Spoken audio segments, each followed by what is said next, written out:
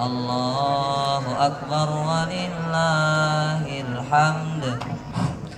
الله أكبر كبيرا والحمد لله كثيرا وسبحان الله بكرة وأصيلا. Bismillahirrahmanirrahim. Assalamualaikum warahmatullahi wabarakatuh. Alhamdulillahilladzi bi ni'matihi tatimmus shalihat. Asyhadu an la ilaha illallah wahdahu la syarikalah wa asyhadu anna Muhammadan abduhu wa rasuluh, amma ba'd. Allahu akbar, Allahu akbar, Allahu akbar. La ilaha illallah, Allahu akbar. Allahu akbar walillahil hamd. Para jemaah, para santri dan santriwati yang semoga dirahmati Allah Subhanahu wa taala.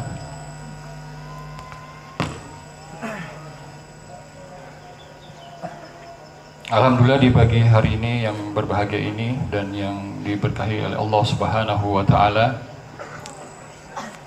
kita semua masih diberikan kesehatan, diberikan kenikmatan Islam dan kekuatan iman, sehingga di pagi hari yang berbahagia ini kita masih bisa bersama-sama berkumpul di tempat yang berbahagia ini untuk melaksanakan suatu ibadah yang sangat mulia, yakni melaksanakan sholat Idul Adha secara berjamaah. Salawat dan salam tidak lupa pula kita curahkan pada junjungan kita Nabi besar Muhammad sallallahu alaihi wasallam beserta kepada keluarga beliau, pada para sahabat beliau dan para pengikut beliau yang selalu setia hingga akhir zaman. Para jemaah yang semoga dirahmati Allah Subhanahu wa taala. Alhamdulillah di pagi hari ini adalah pelaksanaan sholat Idul Adha yang sudah sekian kalinya kita laksanakan di Pondok Pesantren Imam Syafi'i Balikpapan sejak berdirinya di tahun 2015. Dan seperti tahun-tahun sebelumnya, pelaksanaan sholat Idul Fitri kita lakukan di halaman masjid. Tapi insya Allah alhamdulillah hari ini adalah pelaksanaan sholat perdana kita di lokasi lain, tapi masih di lokasi pondok, di lapangan futsal Ponpes Imam Syafi'i Balikpapan. Sebelumnya izinkan kami dari pengurus Pondok Pesantren Imam Syafi'i Balikpapan untuk menyampaikan laporan penerimaan hewan kurban untuk Idul Adha pada tahun ini. Adapun jumlah hewan sapi kurban yang kami terima saat ini berjumlah 5 ekor sapi, di mana 1 ekor sapi untuk proses penyembelihannya kita lakukan di cabang Pondok Pesantren Imam Syafi'i Balikpapan, Ponpes Imam Syafi'i Balikpapan yang ada di Lombok, ya, Ponpes Imam Syafi'i Lombok, Nusa Tenggara Barat. Kemudian untuk jumlah hewan kurban kambing sejumlah 21 ekor, dan 1 ekor kita alokasikan juga ke cabang Ponpes Imam Syafi'i di Lombok, Nusa Tenggara Barat. Kami atas nama pengurus Pondok Pesantren Imam Syafi'i Balikpapan mengucapkan jazakumullah khairan kepada semua jemaah, khususnya sahibul kurban yang sudah menitipkan hewan kurbannya di pondok kami untuk proses penyembelihan dan distribusi. Semoga Allah menerima amal ibadah Bapak Ibu semua. Baik, untuk proses pelaksanaan penyembelihan kami akan bagi 2 hari pelaksanaan. Untuk proses pelaksanaan di hari ini, insya Allah kita akan melakukan proses penyembelihan hewan kambing. Bagi sahibul kurban kambing khususnya bagi yang ingin menyaksikan hewannya untuk disembelih dan ingin menyembelih hewannya sendiri, kami persilakan jam 9 sudah berada di lokasi Pondok Pesantren Imam Syafi'i Balikpapan dan nanti akan disampaikan oleh panitia. Dan untuk proses penyembelihan sapi akan kita lakukan besok di rumah penyembelihan itu, ya, rumah potong hewan di Gunung Binjai. Jadi bagi sahibul kurban yang mengorbankan sapi, insya Allah besok kita akan berikan sesuai dengan haknya. Kemudian untuk petugas khatib dan imam pada pelaksanaan sholat Idul Adha pada hari ini, insya Allah akan khatib dan imam oleh Ustadz Said Marzumi Hafidullah Ta'ala. Beliau adalah pengajar pondok pesantren Imam Syafi'i Balikpapan, dengan judul khutbah mengambil pelajaran dari perjalanan Nabi Ibrahim alaihissalam. Baik, sebelum pelaksanaan sholat, kami mohon untuk para jemaah bisa langsung berdiri, langsung membuat saf. Begitu juga ibu-ibu atau para santriwati yang di belakang. Kita persiapan sholat, silakan untuk kita membuat saf supaya jemaah lain yang di belakang juga bisa mengisi saf yang kosong.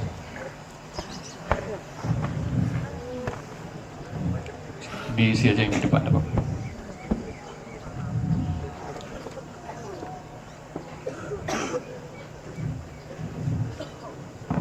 Di depan masih kosong, silakan. Santri tidak apa-apa, maju. Seperti biasa pelaksanaan sholat Idul Adha sama seperti Idul Fitri ya, ada takbir 7 dan 5. Gimana yang belakang, kita akan mulai jika saf sudah rapi semua ya. Oke, ibu-ibu di mana sudah ya? Saya. Baik, fadal Ustaz di persilakan. استووا واعتدلوا صووا صفوفكم فإن تصفية الصفوف من تمام الصلاة.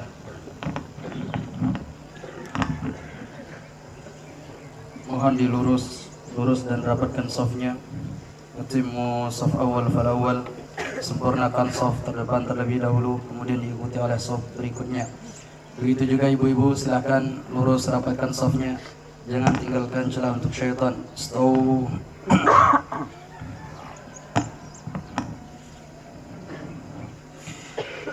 Allahu Akbar.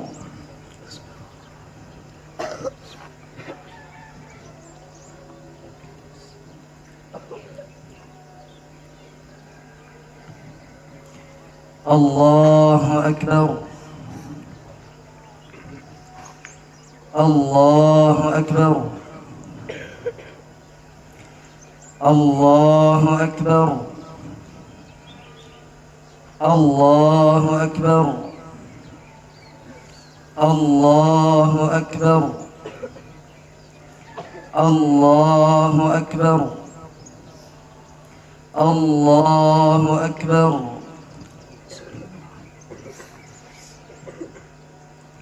الحمد لله رب العالمين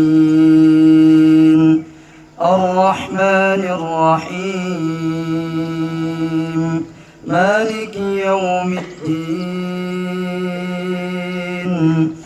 إياك نعبد وإياك نستعين اهدنا الصراط المستقيم صراط الذين أنعمت عليهم غير المغضوب عليهم ولا الضالين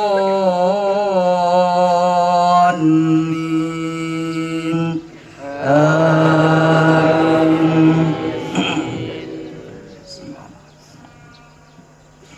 سبح اسم ربك الأعلى الذي خلق فسوى والذي قدر فهدى والذي أخرج المرعى فجعله غثاء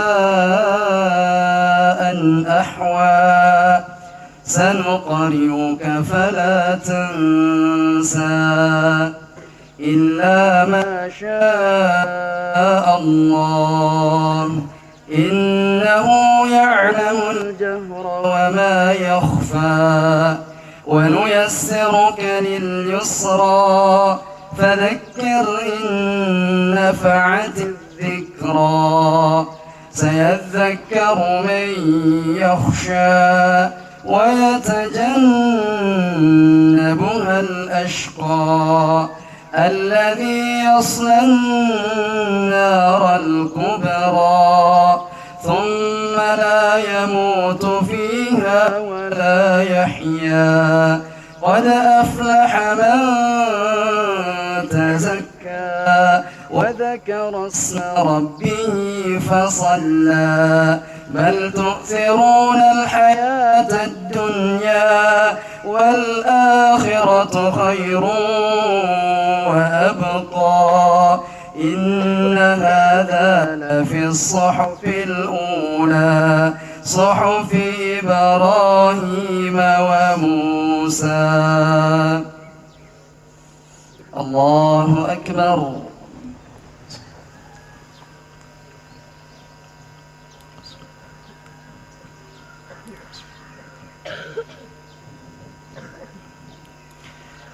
سمع الله لمن حمده.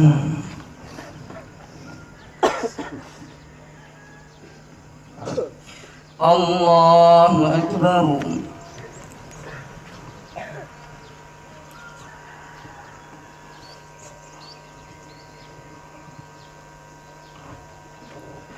الله أكبر.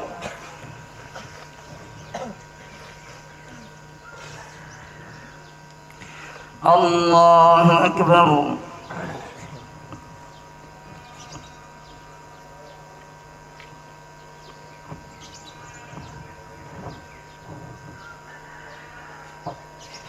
الله أكبر. الله أكبر. الله أكبر. الله أكبر. الله أكبر. الله أكبر. الحمد لله رب العالمين الرحمن الرحيم مالك يوم الدين إياك نعبد وإياك نستعين اهدنا الصراط المستقيم صراط الذين أنعمت عليهم غير المغضوب عليهم ولا الضالين آمين.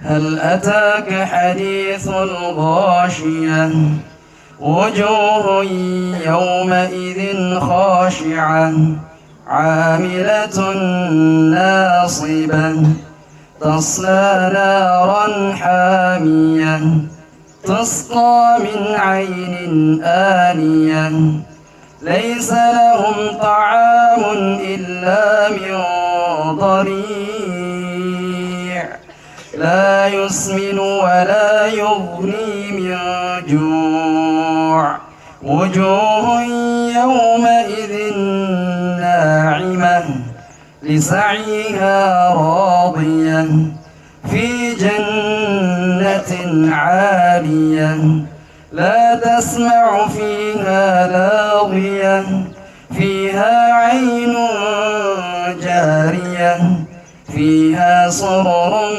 مرفوعة وأكواب موضوعة ونمارق مصفوفة وزرابي مبثوثة أفلا ينظرون إلى الإبل كيف خلقت وإلى السماء كيف رفعت وإلى الجبال كيف نصبت وإلى الأرض كيف سطحت فذكر إنما أنت مذكر لست عليهم بمسيطر إلا من تولى وكفر فيعذبه الله العذاب الأكبر إن إلينا إيابهم ثم إن علينا حسابهم. الله أكبر.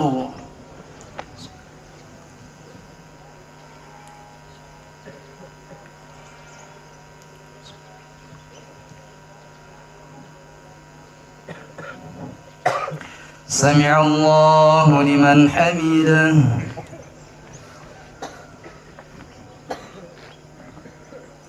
الله أكبر.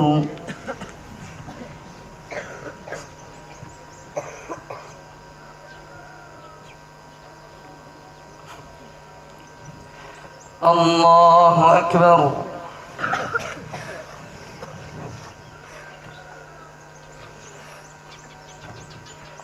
الله أكبر.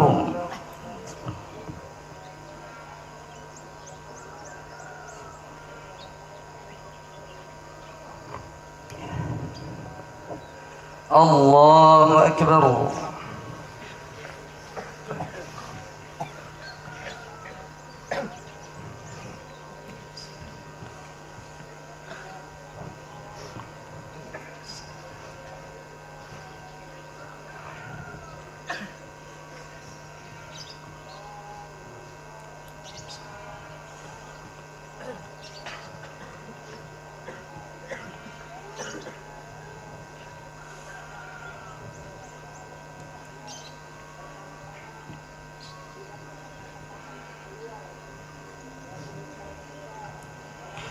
السلام عليكم ورحمة الله. السلام عليكم ورحمة الله.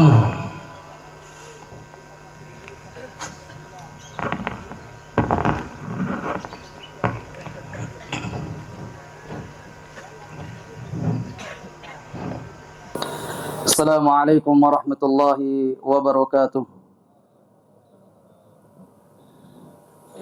إن الحمد لله نحمده ونستعينه ونستغفره ونعوذ بالله من شرور أنفسنا ومن سيئات أعمالنا.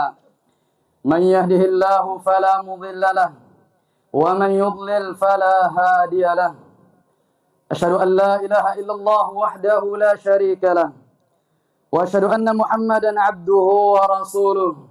قال الله تبارك وتعالى: يا أيها الذين آمنوا اتقوا الله حق تقاته ولا تموتن إلا وأنتم مسلمون. يا أيها الناس اتقوا ربكم الذي خلقكم من نفس واحدة وخلق منها زوجها وبث منهما رجالا كثيرا ونساء واتقوا الله الذي تساءلون به والأرحام إن الله كان عليكم رقيبا. يا أيها الذين آمنوا اتقوا الله وقولوا قولا سديدا يصلح لكم أعمالكم ويغفر لكم ذنوبكم ومن يطع الله ورسوله فقد فاز فوزا عظيما. أما بعد فإن أصدق الحديث كتاب الله وخير الهدي هدي محمد صلى الله عليه وسلم وشر الأمور محدثاتها فإن كل محدثة في الدين بدعة وكل بدعة ضلالة وكل ضلالة في النار. عباد الله أوصيكم ونفسي بتقوى الله فقد فاز المتقون. قال الله تبارك وتعالى: وتزودوا فإن خير الزاد التقوى. الله أكبر. الله أكبر. الله أكبر. لا إله إلا الله. الله أكبر. الله أكبر walillahil hamd. Ma'asyiral muslimin, para jamaah salat Idul Adha yang dirahmati Allah tabaraka wa taala. Para anbiya alaihi wassalatu wassalam, mereka adalah manusia yang terbaik yang berjalan di muka bumi ini. Maka mereka adalah utusan Allah tabaraka wa taala. Mereka adalah suri tauladan dan contoh yang terbaik. Maka Allah tabaraka wa ta'ala menyebutkan tentang Nabiullah Ibrahim alaihissalam. Qad kanat lakum uswatun hasanah fi Ibrahim. Sungguh bagi kalian semua ada suri tauladan yang terbaik pada diri Ibrahim alaihissalam. Kemudian juga Allah tabaraka wa taala menyebutkan tentang nabi kita Nabi Muhammad sallallahu alaihi wasallam di dalam surah Al-Ahzab, laqad kana lakum fi Rasulillahi uswatun hasanah. Pada diri Nabi sallallahu alaihi wasallam bagi kalian suri tauladan dan contoh yang terbaik. Maka para hadirin yang dirahmati Allah tabaraka wa taala, kepada Nabi sallallahu alaihi wasallam amalan kita dicocokkan. Jika amalan kita sesuai dengan amalan Nabi sallallahu alaihi wasallam, maka amalan kita akan diterima oleh Allah tabaraka wa taala. Apabila cara beragama kita sesuai dengan cara beragama Nabi, maka cara beragama kita akan diterima oleh Allah tabaraka wa taala. Apabila akhlak kita sesuai dengan akhlak Nabi sallallahu alaihi wasallam, maka akhlak kita akan diterima oleh Allah tabaraka wa taala. Ayuhal muslimun, para jamaah salat Idul Adha rahimani wa rahimakumullah. Di antara suri tauladan dan contoh kita yang terbaik, apa yang Allah tabaraka wa taala sebutkan tentang Nabi Ibrahim alaihissalam dengan putranya Ismail alaihissalam, Abul Anbiya, bapaknya para nabi. Bagaimana mereka berjalan di muka bumi ini, yang mana perjalanan kehidupannya penuh dengan pelajaran, penuh dengan ibrah bagi kita orang-orang yang ingin mengambil pelajaran darinya. Maka di antara pelajaran yang berkaitan dengan Idul Adha, bagaimana Allah tabaraka wa taala menggambarkan kehidupan Ibrahim dengan putranya Ismail, yang dimana Nabi Ibrahim alaihissalam telah menikah sekian lama. Umurnya sudah sampai 86 tahun, tapi ternyata belum juga dikaruniai seorang anak. Namun ternyata setelah Allah tabaraka wa ta'ala berikan anak, Allah karuniakan dia seorang putra Ismail alaihissalam. Datang pun ujian yang bertubi-tubi dari Allah tabaraka wa ta'ala. Maka di antara ujian yang sangat besar yang Allah berikan kepada Nabi Ibrahim alaihissalam, Allah perintahkan dia untuk menyembelih putranya. Allah perintahkan dia untuk mengorbankan anaknya. Anak yang sudah dinanti-nanti sekian lama. Buah hati yang sudah ditunggu sekian lama. Setelah begitu besar, sedang enaknya dipandang, sedang senangnya orang tua bermain-main dengannya. Ternyata datang perintah Allah tabaraka wa ta'ala, ya bunayya, inni ara fil manami anni athba'uka. Wahai anakku, sesungguhnya aku melihat dalam mimpiku, aku diperintahkan Allah tabaraka wa ta'ala untuk menyembelihmu. Allah perintahkan aku untuk mengorbankanmu, wahai anakku. Fanzur madza tara. Maka pikirkanlah bagaimana pendapatmu, wahai anakku. Bagaimana idemu? Bagaimana sikapmu terhadap perintah Allah subhanahu wa ta'ala? Seorang anak yang merupakan nabi pilihan Allah tabaraka wa ta'ala, yang darinya lahir nabi yang terbaik, nabi yang paling mulia, Nabi Muhammad sallallahu alaihi wasallam. Sikap yang penuh dengan keimanan, sikap yang penuh dengan keteguhan dan kesabaran. Dia Ismail mengatakan, ya abati, if'al ma tu'mar, satajiduni insyaallah minas sabirin. Wahai bapakku, laksanakanlah perintah Allah tabaraka wa ta'ala. Insyaallah engkau akan mendapatiku termasuk orang-orang yang bersabar. Allahu Akbar, Allahu Akbar, Allahu Akbar, la ilaha illallah, Allahu Akbar, walillahil hamd. Hadirin yang dirahmati Allah subhanahu wa ta'ala, para ulama kita menyadur dan mendulang serta mengambil dari peristiwa bagaimana Ibrahim alaihissalam diuji oleh Allah tabaraka wa ta'ala. Ada beberapa pelajaran yang bisa kita ambil pada kesempatan yang berbahagia ini. Pelajaran yang pertama, as-sam'u wa ta'atu lillahi rabbil alamin. Kepatuhan dan ketundukan serta ketaatan mutlak hanya kepada Allah tabaraka wa ta'ala. Seorang dituntut untuk istislam, seorang dituntut untuk berserah diri kepada Allah tabaraka wa ta'ala. Sebagaimana yang kita ikrarkan dalam salat kita, Inna salati wa nusuki wa mahyaya wa mamati lillahi rabbil alamin. Sesungguhnya salatku, sesembelihanku, ibadahku, hidupku dan matiku sepenuhnya untuk Allah tabaraka wa ta'ala. Maka dari itu para hadirin yang dirahmati Allah tabaraka wa ta'ala, bagaimana sikap seorang putra dan bagaimana sikap seorang bapak terhadap perintah Allah tabaraka wa ta'ala. Allah terangkan dalam surah As-Saffat ayat 103. Apa kata Allah tabaraka wa ta'ala? Falamma aslama wa tallahu lil jabin. Ketika mereka berdua telah berserah kepada perintah Allah tabaraka wa ta'ala, Ibrahim bersama putranya Ismail berserah kepada perintah Allah tabaraka wa ta'ala, maka anaknya pun ditelungkupkan menghadap ke bawah. Tidak dihadapkan ke samping, tidak pula dihadapkan ke atas. Pelajaran yang disebutkan oleh para ulama kita, kenapa Ibrahim telungkupkan putranya Ismail menghadap ke bawah ketika hendak disembelih, ketika hendak dipotong, supaya beliau tidak kasihan terhadap anaknya, anak yang sudah dinanti sekian lama. Ternyata datang perintah Allah tabaraka wa ta'ala, sembelih dia wahai Ibrahim. Bagaimana seorang bapak yang punya nurani para jamaah, yang akan berani dia untuk menyembelih anaknya, anak yang masih muda belia, yang sedang enaknya dipandang, sedang senangnya orang tua bermain dengannya. Tetapi ini adalah perintah Allah tabaraka wa ta'ala. Dia harus sanggup korbankan jiwanya, dia harus sanggup korbankan perasaannya untuk agama Allah tabaraka wa ta'ala. Maka Allah tidak sia-siakan pengorbanannya Ibrahim alaihissalam.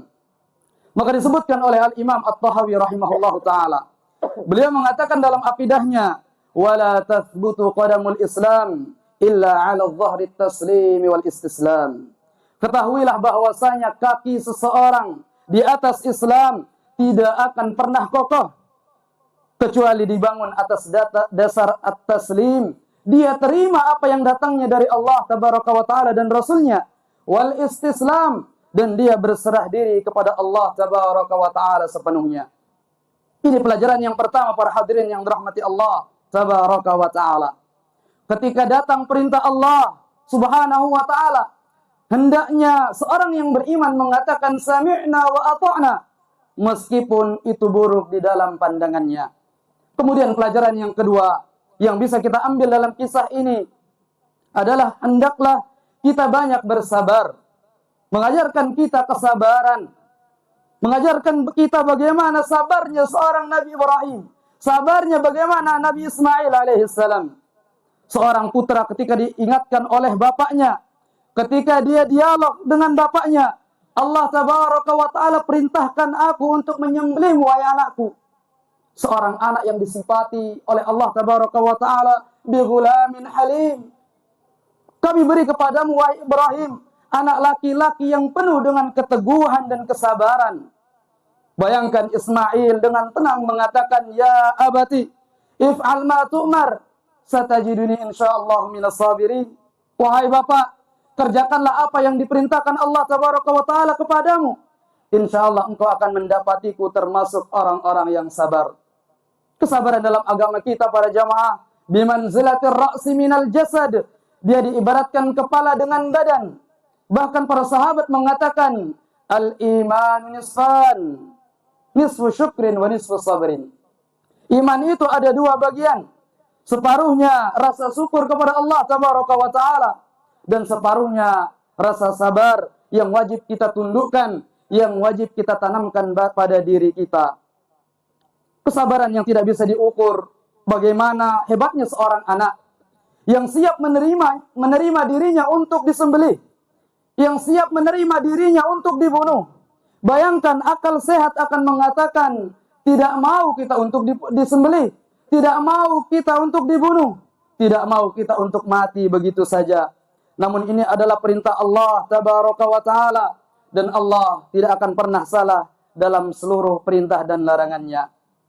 Kemudian pelajaran yang ketiga para jamaah rahimani wa rahimakumullah, pelajaran ujian dan cobaan. Ujian dan cobaan tidak akan pernah luput di dunia ini dari seorang mukmin. Bahkan Nabi sallallahu alaihi wasallam menyebutkan di dalam sabdanya, "Fama yazalul bala'u bil mu'min senantiasa ujian dan cobaan menimpa orang yang beriman. Hatta yatrukahu yamshi 'alal ardi bila khati'ah. Sehingga dia berjalan di muka bumi ini tanpa dosa. Allah Azza wa Jalla menyebutkan, apa kata Allah Azza wa Jalla tentang Ibrahim dan putranya? Inna hadza lahuwal bala'ul mubin. Sungguh ini adalah ujian yang sangat nyata. Anak yang telah dinanti sekian lama, sedang enak-enaknya dipandang, sedang senangnya orang tua bermain dengannya. Namun Allah perintahkan sembelih dia, wahai Ibrahim. Ini ujian yang sulit para jamaah rahimani wa rahimakumullah. Hati mana yang tidak akan hancur dengan ujian seperti ini? Tetapi itu adalah ujian dari Allah Azza wa Jalla, cobaan dari Allah Azza wa Jalla. Di sini akan nampak keimanan seorang hamba. Apakah imannya benar ataukah imannya tidak benar? Apakah ia bersabar ataukah ia tidak bersabar atas ujian dari Allah tabaraka wa taala? Hadirin yang dirahmati Allah Subhanahu wa taala. Pelajaran yang keempat, al-faraju ba'da syiddati. Kelapangan setelah datangnya kesempitan. Allah Azza wa Jalla lapangkan setelah Allah berikan ujian kepada Nabi Ibrahim alaihissalam bersama putranya Ismail alaihissalam. Ketika putranya sudah ditidurkan, sudah ditelungkupkan, siap dia untuk disembelih. Di sana Allah Azza wa Jalla memanggil, qad sadaqtar ru'ya wa Ibrahim, engkau telah melaksanakan mimpi tersebut. Maka Allah Azza wa Jalla mengatakan, wa fadainahu bidzabhin 'adzim, dan kami gantikan ia dengan sesembelihan yang besar. Bayangkan para hadirin yang dirahmati Allah Azza wa Jalla, pada bapak kita Ibrahim alaihissalam, dia merupakan ujian yang sangat sulit, ujian yang sangat besar.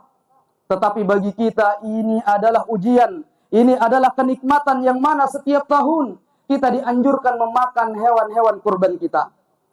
Bagaimana seandainya tidak bisa kita bayangkan kalau sunnah itu berlanjut, yang mana setiap orang akan menyembelih anaknya setiap tahun. Apa yang akan terjadi para jamaah rahimani wa rahimakumullah? Tetapi itu adalah ujian dari Allah Azza wa Jalla. Allah tidak menguji kecuali dengan yang memberatkan hati seorang hamba. Tetapi Allah menguji hambanya bukan untuk membinasakannya. Allah Azza wa Jalla ingin melihat keteguhannya, ingin mengangkat derajatnya. Rasulullah sallallahu alaihi wasallam bersabda, "Idza ahabballahu 'abdan ibtalah."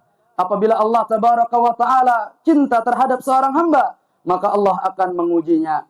Pelajaran yang terakhir yang bisa kita ambil pada kesempatan yang berbahagia ini, jangan pernah takut untuk melawan musuh-musuh kita. Terutama siapa? Iblisul akbar, syaitan la'natullah. Yang mana dialah yang salah satunya menggoda, menghalangi Nabi Ibrahim alaihissalam ketika akan menyembelih putranya Ismail alaihissalam. Maka dilontarlah oleh Ibrahim alaihissalam, dilontarlah setan tersebut, dilemparlah dia dengan 7 batu di Jumratul Aqabah. Kemudian setan tersebut tenggelam. Kemudian muncul lagi di Jumratul Wusta, tempat melontar yang tengah. Dia digoda lagi untuk tidak melaksanakan perintah Allah Azza wa Jalla. Mungkin kalau iman kita para jamaah rahimani wa rahimakumullah, siap kita akan tergoda dengan godaan tersebut. Tapi ini adalah seorang nabi, Abul Anbiya, bapaknya para nabi, Imamul Hunafa, imamnya orang-orang yang bertauhid. Maka dilemparlah dia dengan 7 batu dan 7 kerikil, dan tenggelamlah dia setan tersebut. Kemudian berikutnya muncul lagi dia di Jumratul Wusta, Jumratul Sughra. Lalu dilontar lagi dengan 7 batu dan 7 kerikil, dan akhirnya syaitan pun tenggelam. Di sini Rasul sallallahu alaihi wasallam bersabda, "Asy-syaitanu tarjumun wa millati abikum tattabi'un." Syaitan yang kalian lontar ketika melaksanakan ibadah haji dan agama bapak kalian yang kalian ikuti. Kemudian untuk para muslimah, pesan yang ingin kami sampaikan untuk para muslimah, setelah kalian bertakwa kepada Allah Azza wa Jalla, ketahuilah wahai para muslimah, kunci kesuksesan bagi para muslimat, bagi para ummahat, bagi para wanita yang ada di belakang sana adalah apa yang telah disebutkan oleh Allah, oleh Nabi sallallahu alaihi wasallam dalam hadis yang diriwayatkan oleh Al-Imam Ahmad. Idza sallatil mar'atu khamsaha wa shamat syahraha wa hafizat farjaha wa ata'at zawjaha qila laha udkhuli al-jannata min ayyi abwabil jannati syi'ti. Apabila seorang wanita menjaga salat 5 waktunya dan berpuasa pada bulan Ramadan, menjaga kehormatannya dan taat kepada suaminya, maka dikatakan kepadanya, masuklah ke dalam surga. Masuklah ke dalam surga dari pintu mana saja yang engkau kehendaki. Allah persilahkan dia untuk masuk dari semua pintu yang ia sukai. Yang mana yang ia sukai. Maka subhanallah para muslimah, ini adalah kehormatan yang Allah berikan kepada kalian, yang Allah tidak berikan kepada jamaah laki-laki. Seorang laki-laki yang rajin salat, maka dia akan dipanggil dari pintu salat. Seorang laki-laki yang rajin berpuasa, maka dia akan dipanggil masuk ke dalam surga dari pintu puasa.